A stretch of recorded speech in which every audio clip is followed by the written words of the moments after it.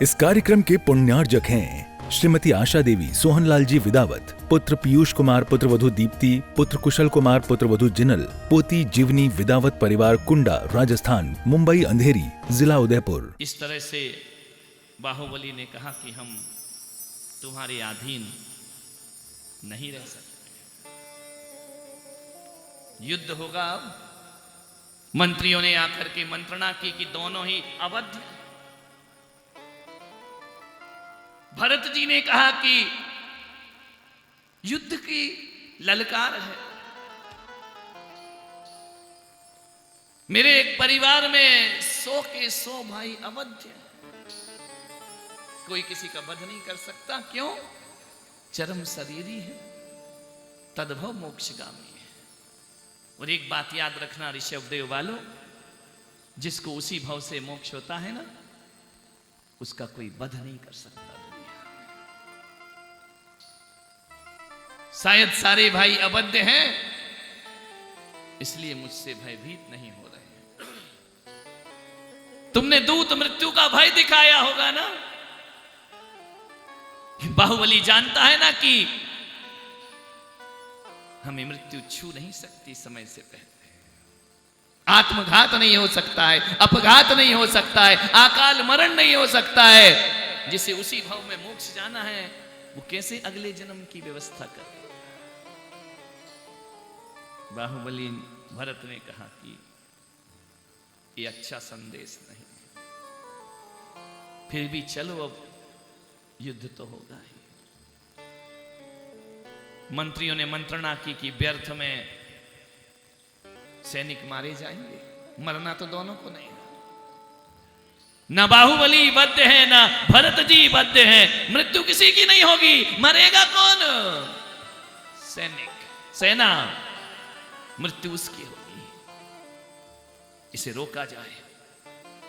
वो विश्व का सबसे पहला अहिंसक युद्ध किसी ने लड़ा तो भरत बाहुबली ने अहिंसक युद्ध लड़ा। ये हमारा कैसा धर्म, जहां युद्ध में भी अहिंसा देखी जाती है। ये भारत देश ही ऐसा है कि जहां युद्ध में भी हिंसा नहीं, अहिंसक युद्ध होता है। युद्ध में भी यहां धर्म होता है। वैदिक परंपरा में देखो, युद्ध की भूमि में भी नारायण कृष्ण गीता लेकर के आ जाया करते हैं। जिन युद्ध में लोग कहते हैं ना कि धर्म युद्ध है, नहीं, जिस युद्ध में अहिंसा होती है वो युद्ध धर्म युद्ध हुआ करता है। ध्यान रखना। ना तुम हथियार उठाओ, ना हम हथियार उठाएंगे। ना तुम शस्त्र उठाओ, ना हम शस्त्र उठाएंगे। अब ये लड़ाई हथियारों के दम पर नहीं, ये भुजबल के दम पर होगी। अब ये युद्ध जो होगा अस्त्र शस्त्र का नहीं होगा, व्यर्थ में लोग ना मारे जाए। आज क्या स्थिति है हमारे देश की?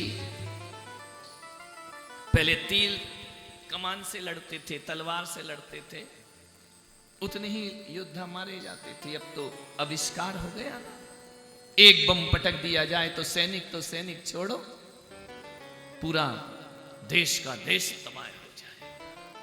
खतरनाक युद्ध है आज के युद्ध।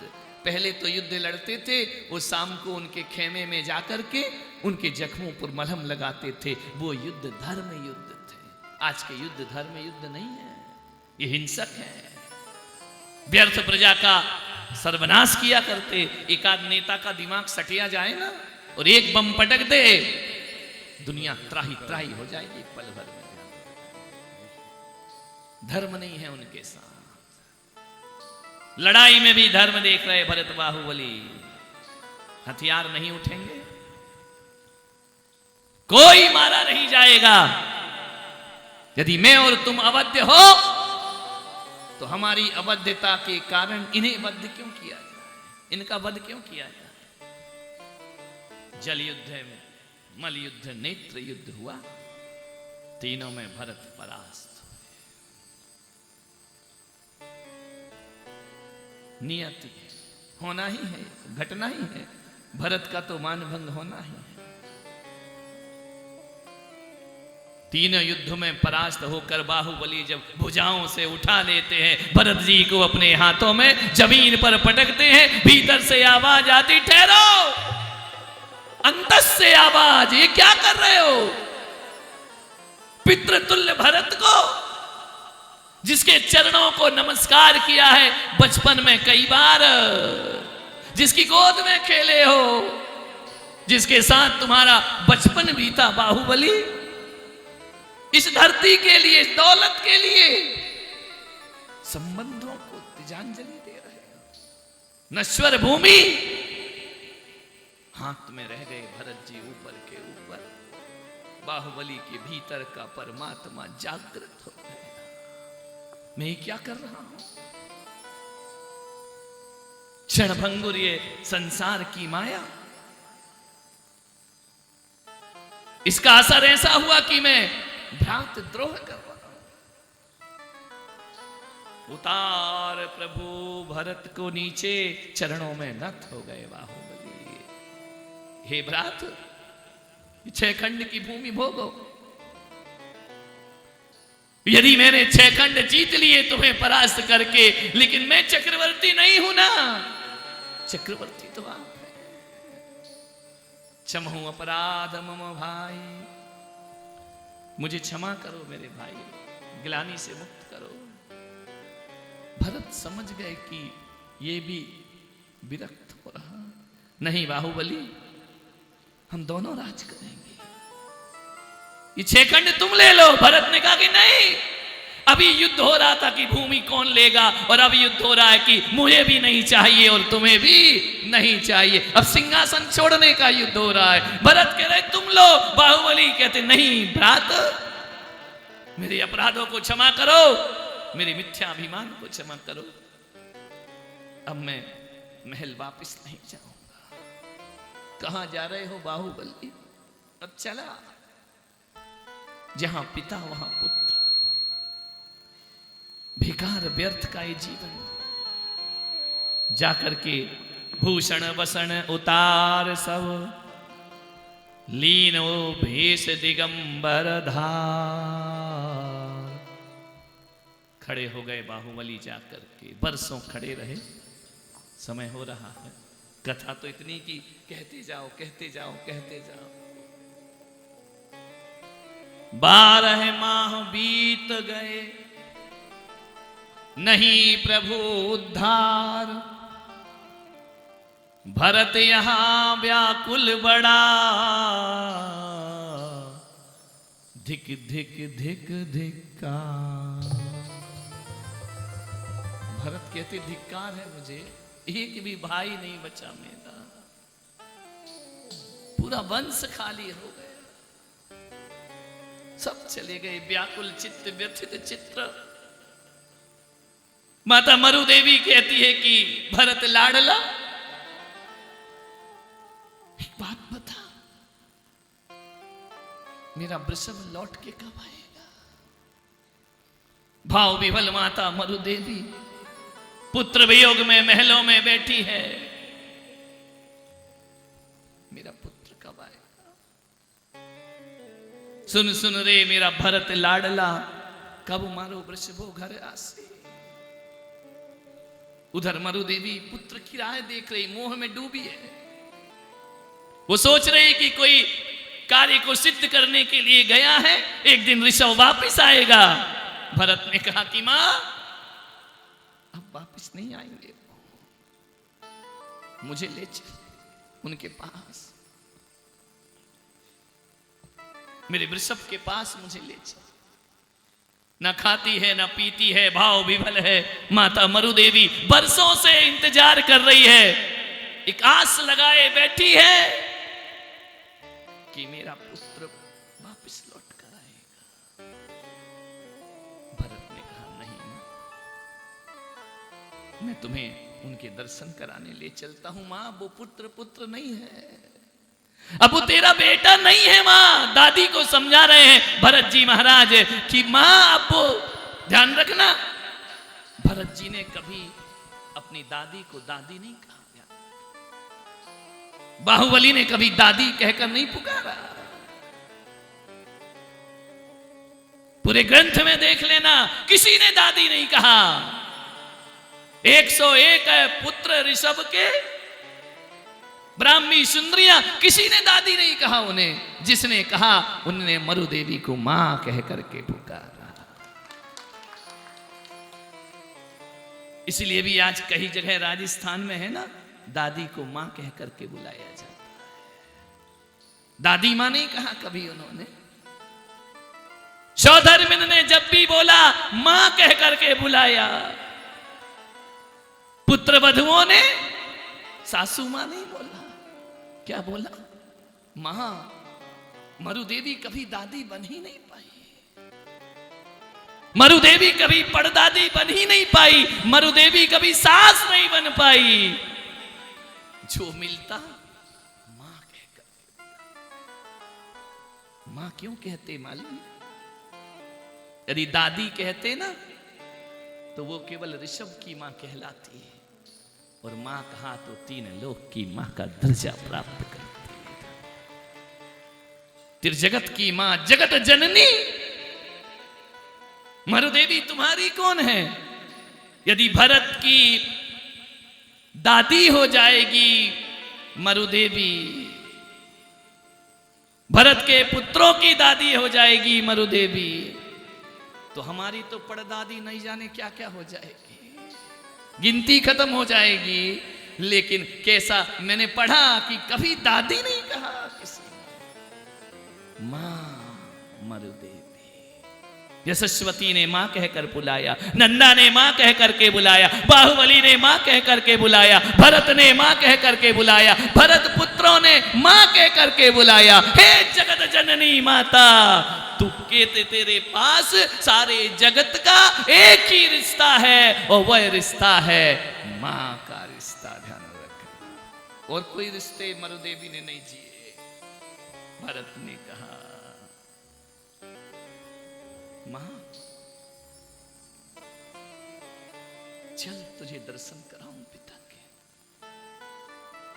हाथी पर बिठाया मरुदेवी को, चले समूह शरण में भगवान के।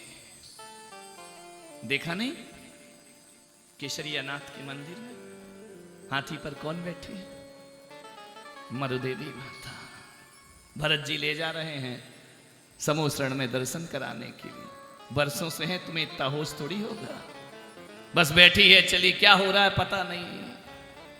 पल पल राह देख रही है मरुदेवी, मेरा वृषभ कब आएगा, मेरा वृषभ कब आएगा, मेरा पुत्र लौट के कब आएगा। वहां पुत्र केवल्य की संपदा लेकर बैठा है। जैसे ही गई पहुंचे समूह शरण में, ये कौन है पुत्र? माता, ये हमारे पिता ऋषभ देव। पिता, ये क्या कर रहे हैं? ये किसका समूह शरण है? अब पिता नहीं रह गए मां, तेरे पुत्र नहीं रह गए। मरुदेवी माता, तेरा पुत्र नहीं है ये। मेरा वृषभ कहां है?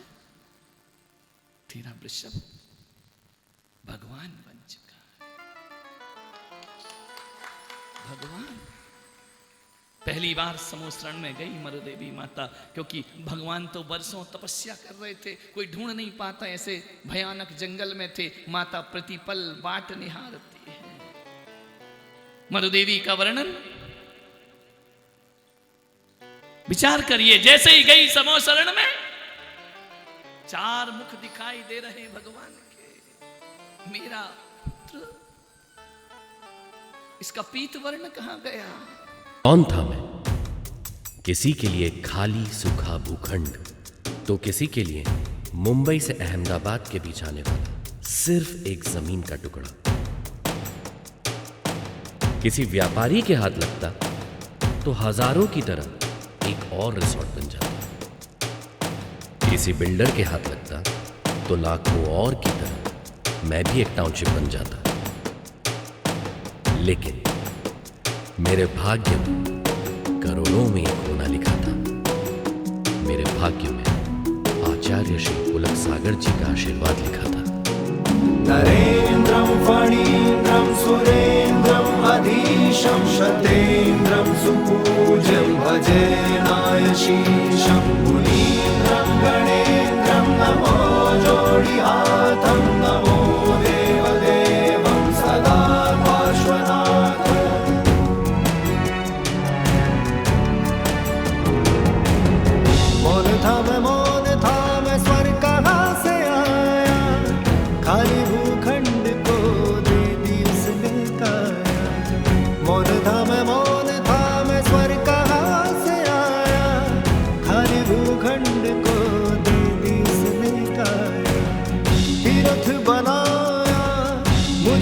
सजाया, तीर्थ बनाया, मुझको सजाया, खाली भूम छू के मेरी पुलक जीने की कृपा अर्जुन शरणम बनाया। तीर्थधाम जिन शरणम यही त्रिकाल चौबीसी, छात्रवास जिन शरणम यही है निर्जरा कुटी, यही है ध्यान मंदिर सामयिक गुफा, यही नवग्रह जिनालय त्रिमूर्ति भी दिखे यही।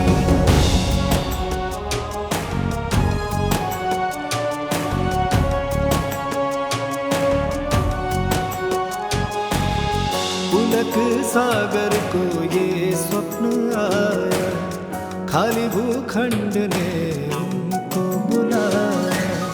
पुलक सागर को ये स्वप्न आया, खाली भूखंड ने उनको बुलाया। खोई हुई भूमि ने खुद को पाया, बंजर धरती पे पुष्प खिलाया। पारसनाथ के पाके दर्शन, पारसनाथ के पाके दर्शन, खाली भूमि छू के मेरी पुलक जीन की कृपा अर्जुन शरणम बनाया। नरेन्द्रं फणीन्द्रं सुरेन्द्रं अधीशं, शतेन्द्रं सुपूज्यं भजेनायशीशं। मुनीन्द्रं गणेन्द्रं नमो जोडिहातं, नमो देवदेवं सदा पार्श्वनाथं।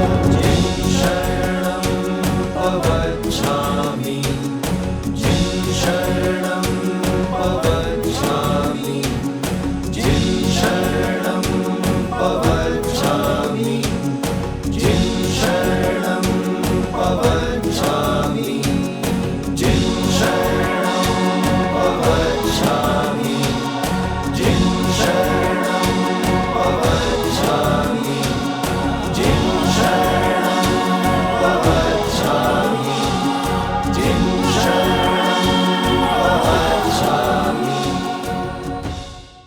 इस कार्यक्रम के पुण्यार्जक थे श्रीमती आशा देवी सोहनलाल जी विदावत, पुत्र पीयूष कुमार पुत्रवधू दीप्ति, पुत्र कुशल कुमार पुत्रवधू जिनल, पोती जीवनी विदावत परिवार कुंडा राजस्थान, मुंबई अंधेरी जिला उदयपुर।